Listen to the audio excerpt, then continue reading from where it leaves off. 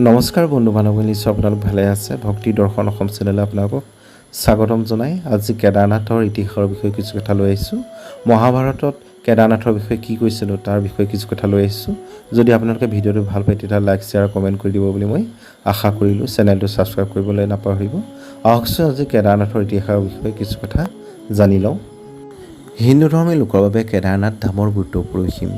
এই পবিত্ৰ স্থানক 12টা জ্যোতিৰ্লিংগৰ ভিতৰত অন্যতম বুলি গণ্য কৰা হয়। কেদাৰনাথ ধামক ভগৱান শিৱৰ বাসস্থান বুলি গণ্য কৰা হয়। পুৰাণ মতে ভগৱান ভোলানাথৰ বাসগৃহ এই কেদাৰনাথ। প্ৰতি বছৰে হাজাৰ হাজাৰ ভক্তই কেদাৰনাথলৈ যায় ভোলানাথক দৰ্শন কৰিবলৈ। ভক্তসকলৰ বিশ্বাস কেদাৰনাথ পৰিদৰ্শন কৰিলে মনোবাঞ্ছা পূৰ্ণ হয়।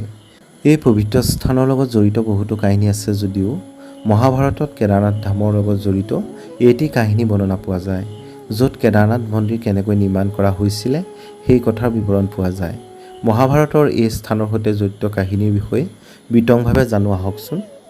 ধৰ্মীয় গ্ৰন্থ অনুসৰি পাণ্ডৱৰ জ্যেষ্ঠ ভাতৃ যুধিষ্ঠিৰক মহাভাৰতৰ যুদ্ধত বিজয় পতাকা উত্তোলন কৰি হস্তিনাপুৰৰ ৰজা কৰা হৈছিলে। 4 দশক ধৰি তেওঁ হস্তিনাপুৰৰ সিংহাসন দখল কৰিছিলে। এদিন পাণ্ডৱ আৰু ভগৱান কৃষ্ণই মহাভাৰতৰ যুদ্ধৰ বিষয়ে আলোচনা কৰি আছিলে। সেই সময়ত পাণ্ডৱসকলে ভগৱান শ্ৰীকৃষ্ণক ক'লে, হে প্ৰভু, আমাৰ সকলো ভাইৰে নিজৰ ভাই ভনীক হত্যা কৰা কলংক আছে। এই কলংকৰ পৰা কেনেকৈ মুক্তি পাব পাৰি? ভগৱান শ্ৰীকৃষ্ণই কৈছিলে যে আপুনি মহাভাৰতৰ যুদ্ধত জয়ী হৈছে যদিও ভাই ভনী হত্যা কৰাৰ বাবে আপুনি পাপৰ অংশ হৈ পৰিছে। কেৱল ভগৱান শিৱহে আপোনাক এই পাপৰ পৰা মুক্ত কৰিব পাৰিব। এই কথাৰ পিছতেই পাণ্ডৱসকলে মহাদেৱক বিচাৰি হিমালয় পালেগৈ। 5 পাণ্ডৱ আৰু দ্ৰৌপদীয়ে ভগৱান মহাদেৱৰ দৰ্শনৰ বাবে ব্যাকুল হৈ পৰিছিলে আৰু সেয়েহে প্ৰথমে পাণ্ডৱ কাশী পালেগৈ, কিন্তু তাত ভোলানাথক পোৱা নগ'ল। ইয়াৰ পিছত পাণ্ডৱসকল বহুত ঠাইলৈ গৈছিল যদিও ভগৱান শিৱই তেওঁলোকৰ পোৱাৰ আগতে সেই স্থান ত্যাগ কৰে।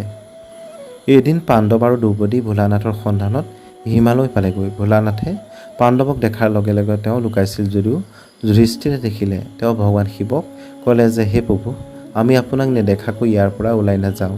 আমি ভালদৰে জানো যে আমি পাপ কৰিলোঁ, সেইবাবে আপুনি আমাৰ পৰা লুকাই আছে।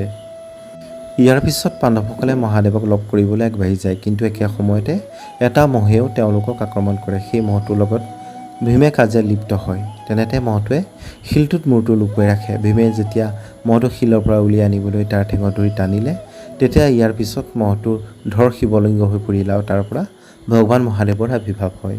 ভোলানাথে পাণ্ডৱসকলক সকলো পাপৰ পৰা মুক্ত কৰে। ভগৱান ভোলানাথক তেওঁৰ সন্মুখত দেখি পাণ্ডৱসকলে তেওঁক প্ৰণাম কৰি ভুলৰ বাবে ক্ষমা খুজিলে। ইয়াৰ পিছত ভগৱান শিৱই পাণ্ডৱসকলক স্বৰ্গৰ পথ দেখুৱাই অদৃশ্য হয়। ইয়াৰ পিছত পাণ্ডৱসকলে সেই শিৱলিংগক পূজা কৰে আৰু সেই শিৱলিংগকে কেদাৰনাথ ধাম বুলি জনা যায়। নমস্কাৰ বন্ধু বান্ধৱীসকল, আজি ভিডিঅ' চাই আপোনালোকে কেনেকুৱা পালে কমেণ্টৰ যোগেদি জনাবলৈ নাপাহৰিব। এনেকুৱা নতুন নতুন ভক্তিমূলক ভিডিঅ' আৰু ৰহস্যপূৰ্ণ ভিডিঅ' আপোনালোকৰ সন্মুখত লৈ অনাৰ প্ৰতিশ্ৰুতিৰে আজি আপোনালোকৰ মাজৰ পৰা মই বিদায় লৈছোঁ। ধন্যবাদ, নমস্কাৰ।